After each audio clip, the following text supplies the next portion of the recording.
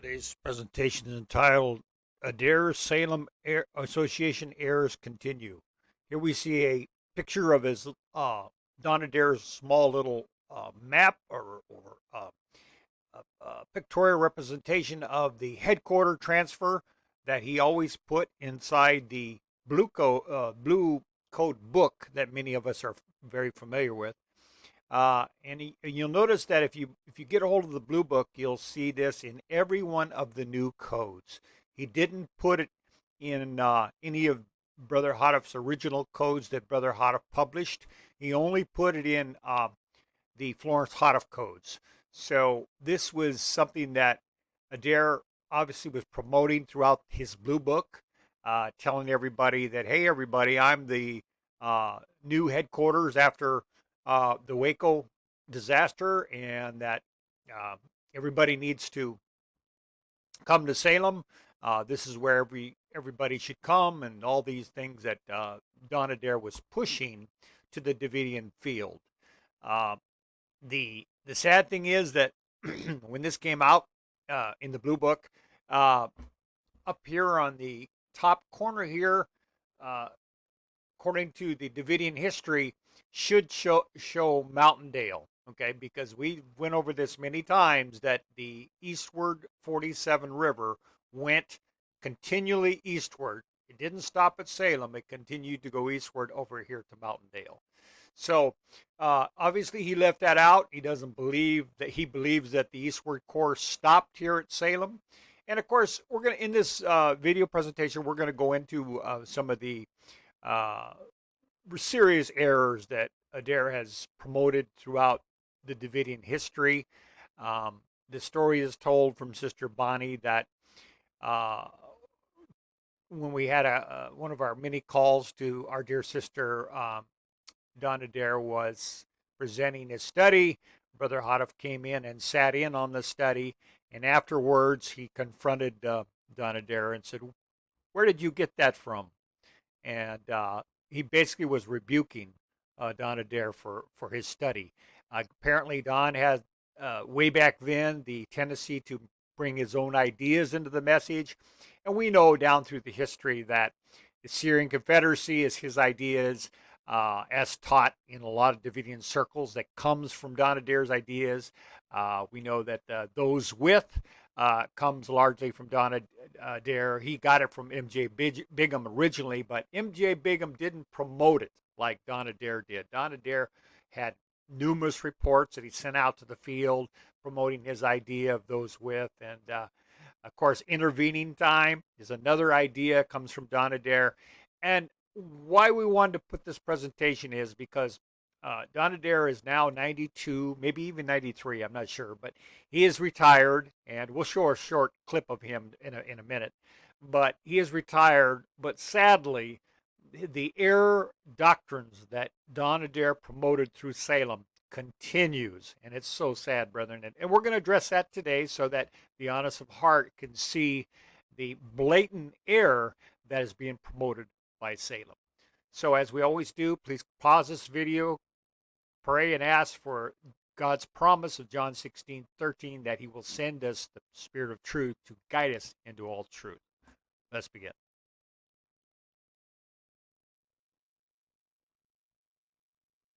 All right, so some of you may have seen this, probably many of you have not, but there's the latest video of Don Adair. He's now in a supervised care home, being looked after by Sister Judy Tupelo, I believe, and her daughter, Alexis Hall. And so he's under their care. And this is a short little clip that they put on their website. So do you want to be anywhere else? I don't think they have the right to do anything to that office.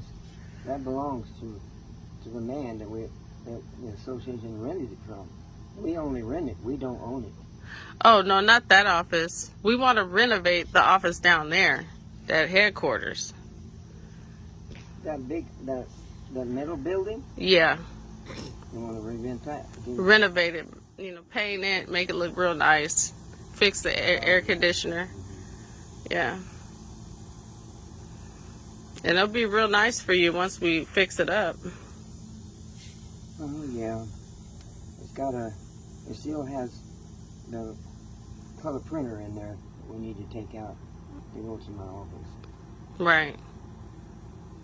But I have the paperwork so that you can't use it that way. So you don't want them to use it that way. No, I don't want them to be over us. They're no part of us. That's right. We're Salemites. We've been with Salem a long time. That is right. Since 1970. Amen.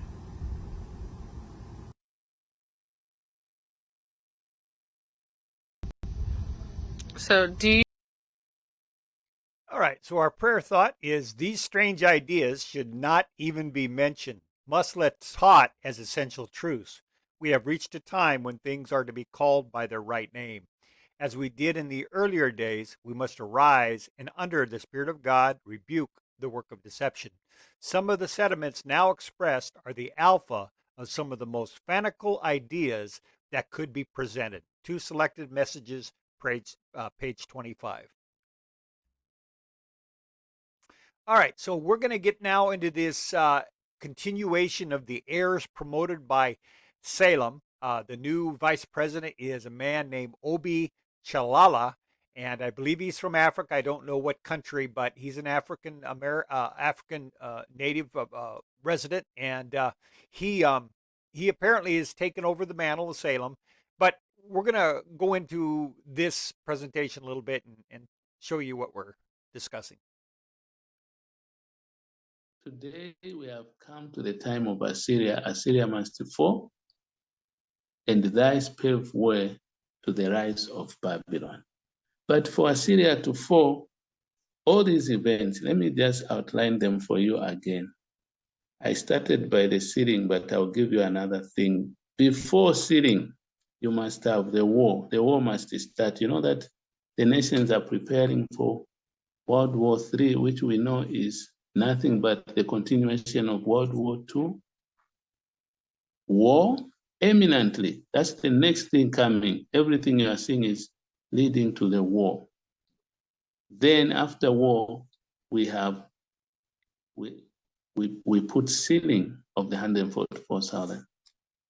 After sealing, we put church-state confederates, which will last for 3.5 years. That's another study, Revelation 11, verse 2.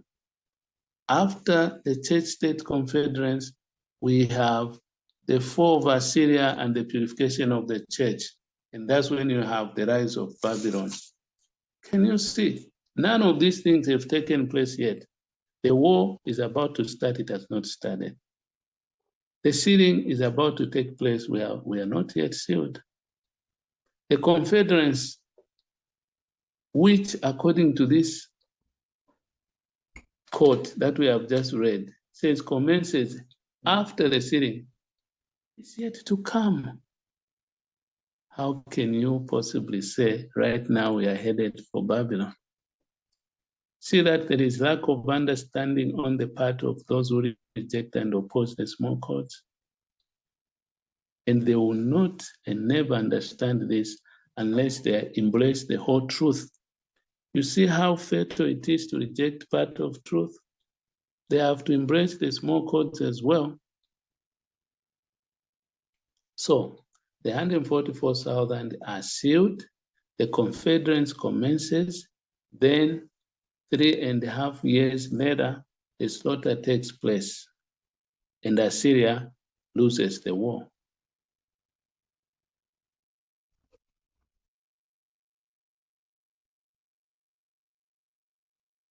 Today we have come. All right, so let's now look at the main points that this brother brings. World War is the next biblical event to come. That's true. Okay, that part is true. You must understand the small codes, which means the new codes, that's what he calls them, or you will not understand end time events. Now, brother, let's stop here for a second. This brother obviously doesn't understand the full ramification of what he's talking about. If you'll check our other videos under the New Codes report, we go extensively over the 19 study meetings that we had from brethren from all over Davidia, all kinds of different associations, independents.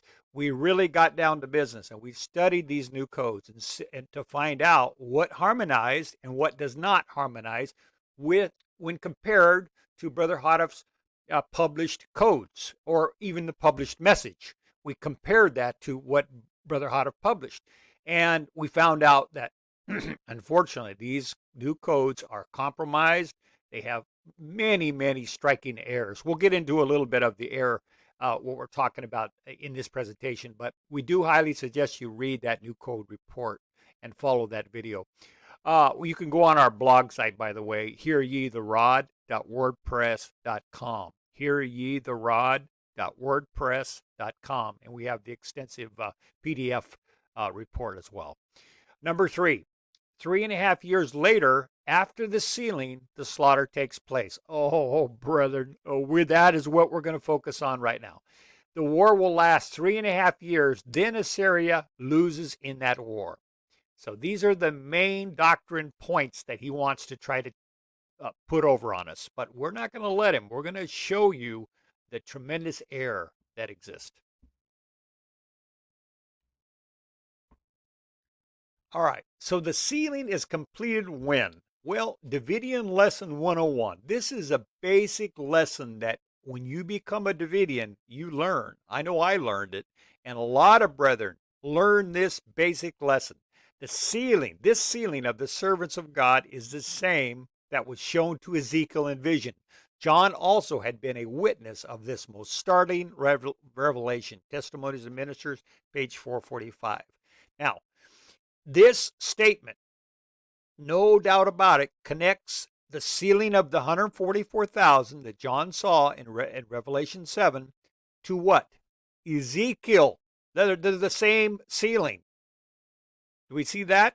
So how can a brother say that it's not the same sealing? In other words, he just tried to put over on us that you get sealed, the 144,000, John 7 gets sealed, all those servants get sealed, and then 3.5 years later, then Ezekiel comes.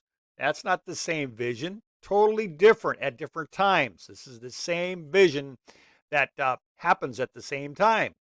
And the rod confirms this statement 34 times, brethren. So if you, we're going to show you a reference to give you an example, but if you'll look in the rod index, you'll see 34 times that the rod confirms that they're both the same vision. They happen at the same time.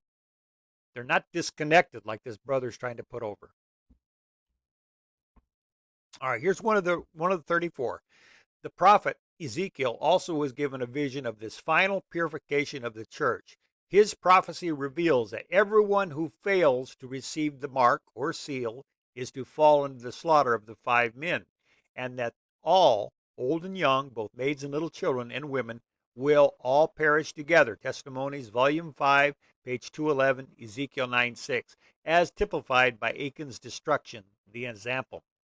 This unassailable sequence of events only bulwarks the spirit of prophecy's position that this sealing of the servants of God is the same that was shown to Ezekiel in vision, that the true people of God will always be on the side of faithful, plain dealings with sins which easily beset the people of God, especially in the closing work for the church in the sealing time of the 144,000. Testimonies and Ministers, page 445, Testimonies, volume 3, page 266, and you can find this reference in track 4, page 33 and 34. So this is just one of 34 references where the rod confirms that Ezekiel, the church purification, and the 144,000 is the same vision. It's the same event to take place. There's no separation, no time delay, no intervening time.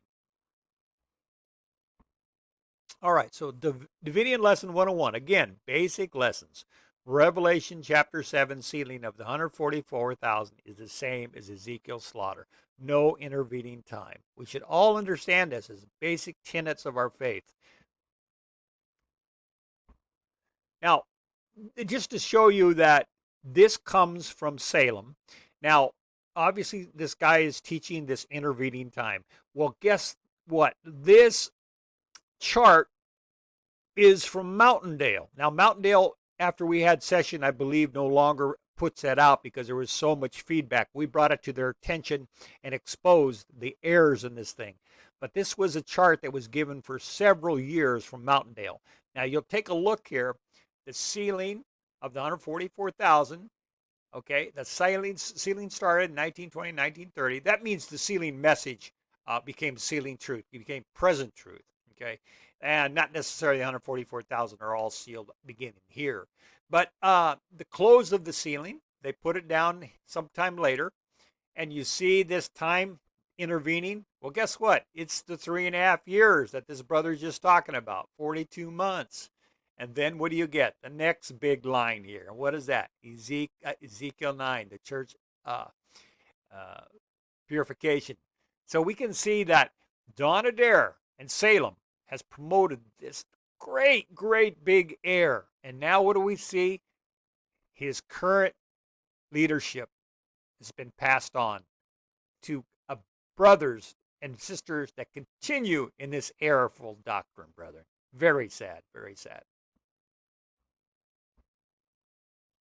The 144,000 are sealed, and the church purification is during the war. Here in prophetic utterance is not only a promise to purify the church when modern Assyria is being crushed, but also a suggestive statement as to what constitutes meat and due season for men today, and as to what movement they are to enlist in if they are to make sure of salvation. They are enjoined to fix their vision upon the feet of him who brings good tidings, message from the Lord, who publishes peace, the peace of Christ's kingdom, and who declares that while the powers of the earth are engulfed in a gigantic war, the wicked in the church shall be cut off, no more to pass through her. We highlighted this because this is very key. Specifically, the prophet exhorts all penitently to turn unto the house of Judah, the latter day kingdom of Judah. Micah 4, Ezekiel 37, 16, and 22. The church, in the purification of which are to be sealed 12,000 of each of the 12 tribes as first fruits. Now we remember that this brother Obi was teaching that the sealing happens, and then 3.5 years later, the war is over. But this is something where it's very clear that the purification, Ezekiel 9, happens during this war, and therefore the sealing happens during this war. So his timeline is pretty messed up. Now this is a very, very key, and I've talked to many brethren, kind of show them out, especially the Mountaindale brethren, that this negates this whole false doctrine.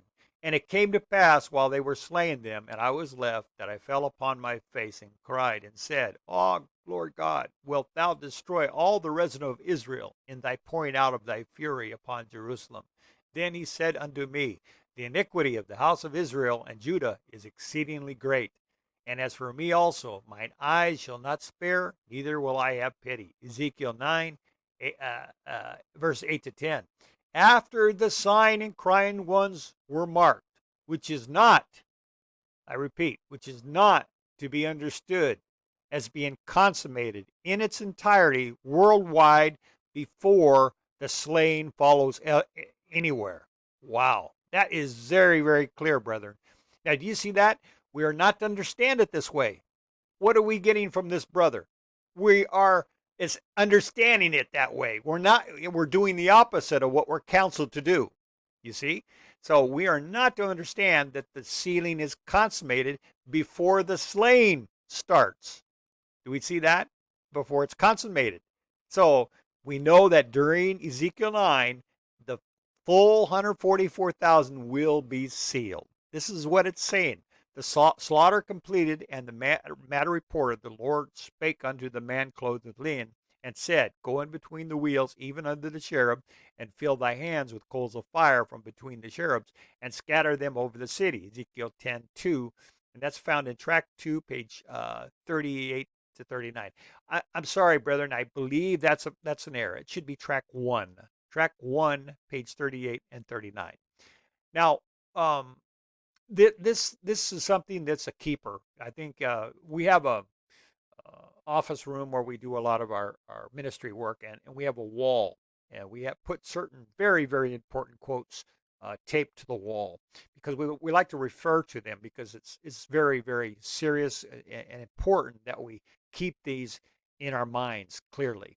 And this is one of them. This is one of them that shows there's no such thing as intervening time of the 144,000. And this brother doesn't know this. He's ignoring it and going forward with Don Adair. Don Adair's teaching over the rod teaching. Very, very serious. All right, so what do we have a summary? Salem has now a new leadership, but the teaching stays well entrenched in error. Those with the intervening time, the Assyrian Confederacy, Jonah message, etc., continues unabated. Adair's mantle of doctrine heresies remain publicly proclaimed to Davidia. Let us beware. We have many lessons to learn and many to unlearn. God and heaven alone are infallible. Those who think that they will never have to give up a cherished view, never have occasion to change an opinion, will be disappointed. As long as we hold on to our own ideas and opinions with determined persistency, we cannot have the unity for which Christ prayed. Review and Herald, July 26, 1892. So, brethren, this is a sad situation that we make this post today. We thought with the change of guard that there may be some new people coming in that may reconsider and research the rod a little deeper than what Don Adair's private ideas have shown. But no, sadly, they entrenched themselves. And so we're making this warning that you join Salem, you become a member, you send your tithes to Salem, you support these false heresies.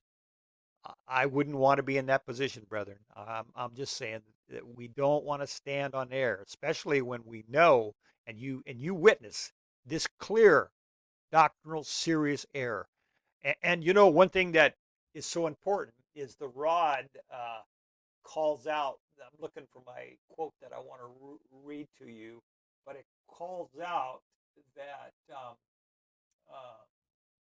the 144,000 is so important. The teaching and understanding of this 144,000 subject.